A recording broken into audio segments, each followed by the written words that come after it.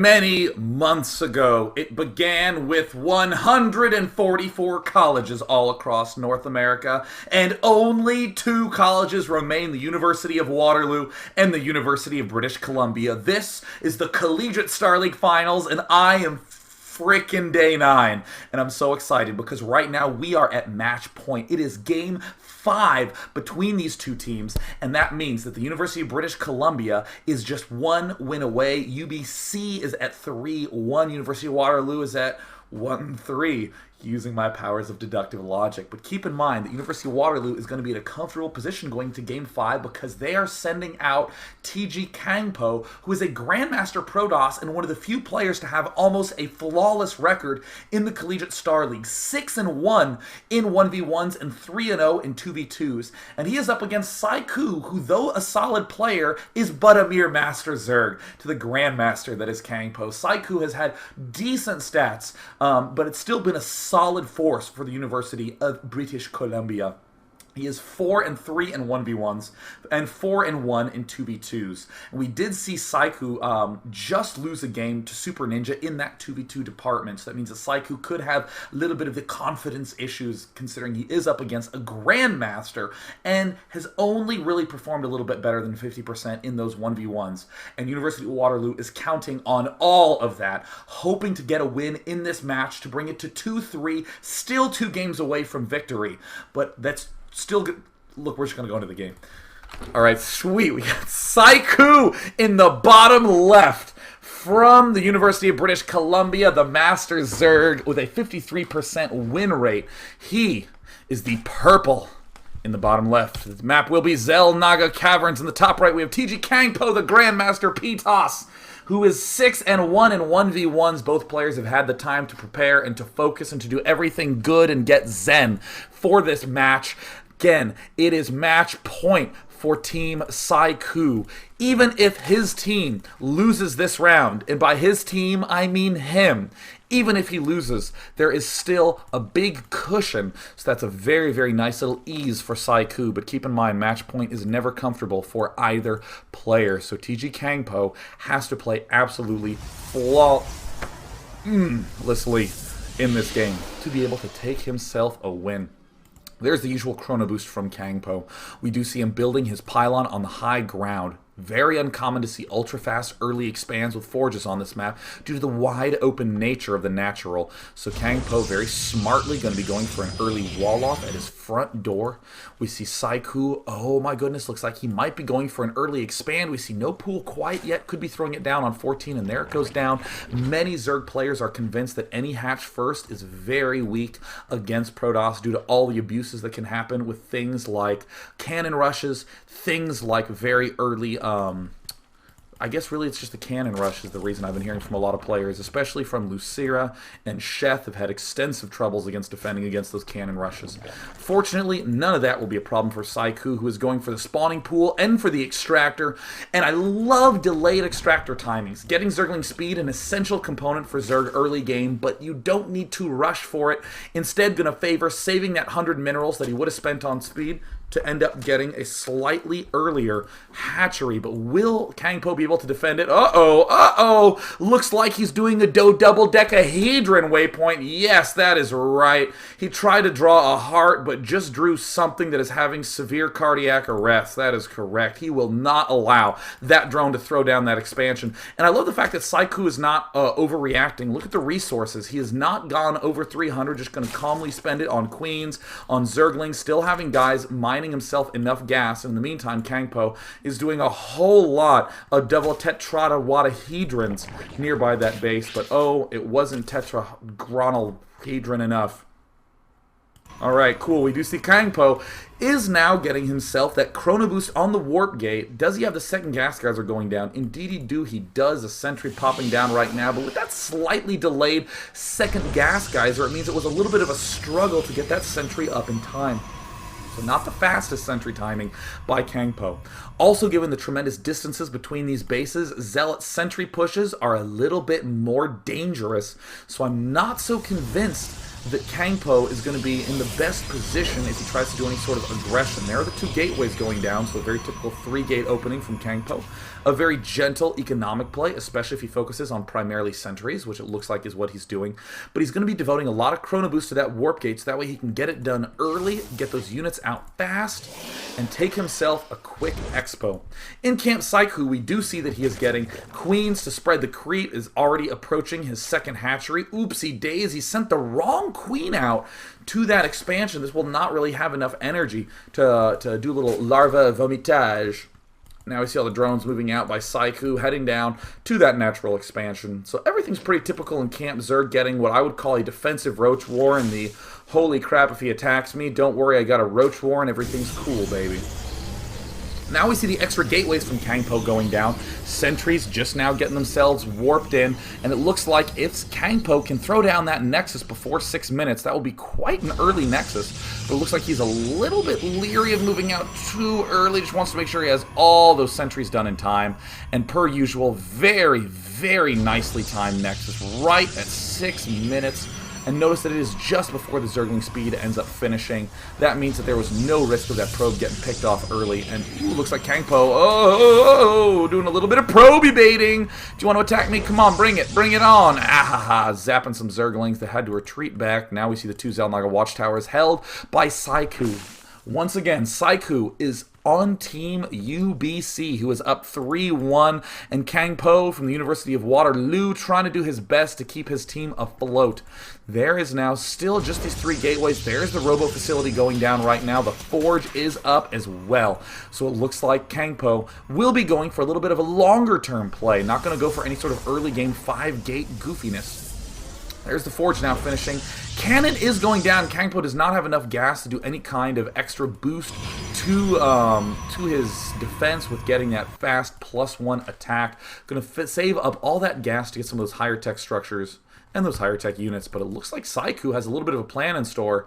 Kangpo doesn't quite have those photon cannons done yet, and it looks like Saikou has completely stopped drone production. We see just Zerglings getting produced, and now the cannons just now finishing from Kangpo. The Zealots are behind there, and it looks like actually almost no Zealots. Still sentries just being made from Kangpo, and here come in a bunch of roaches. There's the slice with the force fields. It looks like he will be able to target fire these cannons down still. Oh no, Kangpo!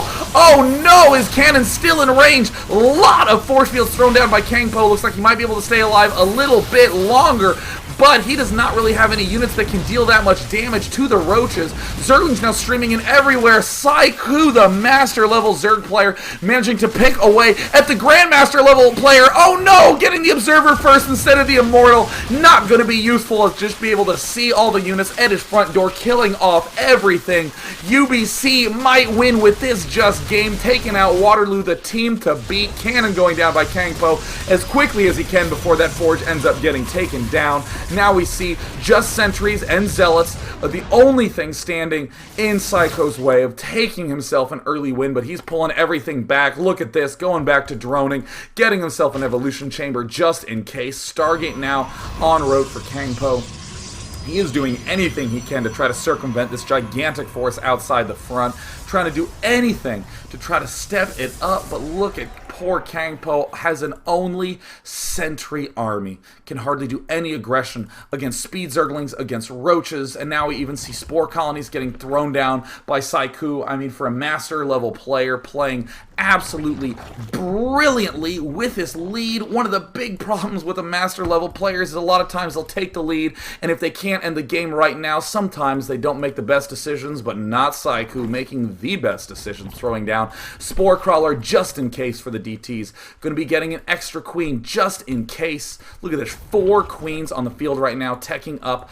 Absolutely flawless follow-up by Saikou right now, and Kangpo is the one who's under the pressure, trying to rebuild anything he can to make a counter push. Has 3 stalkers out on the field right now, is gently trying to inch his way down. Saikou, his heart must be pounding with glorious beatings of victory. Could he win right here, right now? Just surround this push. There's more Zealots warping in for Kangpo. Zerglings from Saikou just there to do spotting to make sure no expansion could possibly go down. And now that he sees this force, he's going to easily pull back, wait for this +1 to finish. More spine crawlers going down. Excessive but smart, safe, more drones getting produced. is now heading up to get perhaps a third base. Yes, going for that third base. And there's the Nexus going down. Looks like Kangpo cannot quite make use of that Stargate. Oh, because he canceled it. Because the Stargate doesn't exist anymore. But it looks like Saikou getting a perfect sense of what's in this base. 4 gateways in a robo. Only things that Kangpo has right now. Forge down for Kangpo, trying to reestablish that same early defense, has a little bit more of the strong units, and there's the Burrow Tunneling Claws combo coming up for Saikou. Looks like he's going to be favoring a couple more roaches again, trying to knock down his gold rocks and his back rocks. There the gold rocks going down. Kangpo, oh, this is the worst nightmare. When you are way far behind to see your opponent taking another expansion, you feel more and more pressured to push out, to try to do damage, and that's going to be so risky when you have a tiny, tiny little force. More Stalkers trying to get warped in. The Immortal count still quite low. Saikou again playing absolutely brilliantly with his lead, continuing to extend it, taking out the destructible rocks. The only thing Kangpo can really hope to do is to macro up, hope that he can do a huge push, maybe with the crutch of a gigantic Robo Force. Maybe my opponent will forget to get Corruptors in time, and I can just cut away all the Zerglings and the Roaches with those range 9 extended thermal lances. There's now the Tunneling Claws finishing. Saikou continuing to vomit on those extra larvae. And here comes the big push. Spine Crawlers getting ready to make a little cross-map walk journey. Here comes the Overlord Creep Highway. There it is. Saikou building all the defensive structures and thinking, yeah, you know what? Let's just do a little offense with them. And there it is. The Creep Highway getting constructed. The Spine Crawlers already making their way swiftly across the map. Got to be a little careful they don't get too far off creep, but Kangpo having himself a quite healthy army right now of Zealots, Sentries, a good Stalker count, and that's still 1 Crutch Immortal that can do some big damage if positioned properly. There are the Spine Crawlers coming out right now. Uh-oh, Kangpo sees he's going to try to start hitting them. Here comes a huge force of Zerglings and Roaches, but Saikou does have the Burrow and Tunneling Claws upgrade, and there it is, circumventing all the force fields. Does he have an observer here? He doesn't. There is no observer anywhere in sight. The Spine Crawlers continue to march their way up. Saikou is going to win the game for UBC unless Kangpo can pull a miracle. More force fields getting thrown down. Kangpo in a terrible position. The Nexus getting target fired. The Immortal with 16 kills finally manages to get taken down. Master Immortal is no more, and neither is Kangpo's last expansion. He is almost mined out in the main. The Spine Crawlers are now burrowing. Kangpo may have managed to pull the miracle defense, but at the cost of absolutely every hope for economy he had. And more Roaches and more Zerglings streaming for Saikou. Not looking good for Waterloo, but University of British Columbia looks like they're going to be able to take the 4-1 victory against the team to beat. More Roaches advancing forward. The Colossus deep in the orange health. The well-placed cannon making them stay alive a little bit longer, but the Colossus does indeed fall. 33 food for Kangpo, and good game. University of British Columbia takes the win in a 4-1 series. UBC winning all 4 1v1 games. University of Waterloo winning the 2v2. Big congrats to our 2 teams. That does mean University of British Columbia will be taking away $2,000 in prizes from TT Esports, and University of Waterloo will get $1,000 from Justin.tv, the stream that you're watching right now. Huge thanks once again to Zaris and Hazley Nutt for putting that Collegiate Star League together, and for all their wonderful, helpful support staff who helped make the magic happen. 144 schools narrowed down to 2, and UBC gets a victory for this season. And in case any of you want to know how to sign up, you just go there. Look at that, cstarleague.com. I will actually enlarge this overlay. Look at this.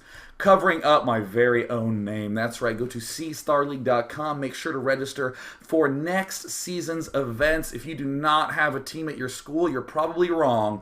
Almost every single school out there does have an esports or CSL team, and if they don't exist, make one and definitely sign up and play. Huge heart, thank you for showing up. I am day 9. If you'd like to catch more of me, definitely tune in tomorrow to the Team Liquid Star League, where I'll be casting the TSL Round of 4, Day 2. That is right. We're going to find out what Protoss player will pop his way into the final in Heisuabs versus Naniwa. Definitely go follow me on Twitter, twitter.com/day9tv, and youtube.com/day9tv, or the archives at Blip TV. day9tv.blip.tv. You know what? I've been talking a little bit long, so that means it's going to be time to go, because I have a little bit of final graduating school action to do, starting right now. You guys, take care. Don't go anywhere except for college. That way you can play in the CSL. Thanks for tuning in. Au revoir. Peace out. Cheers.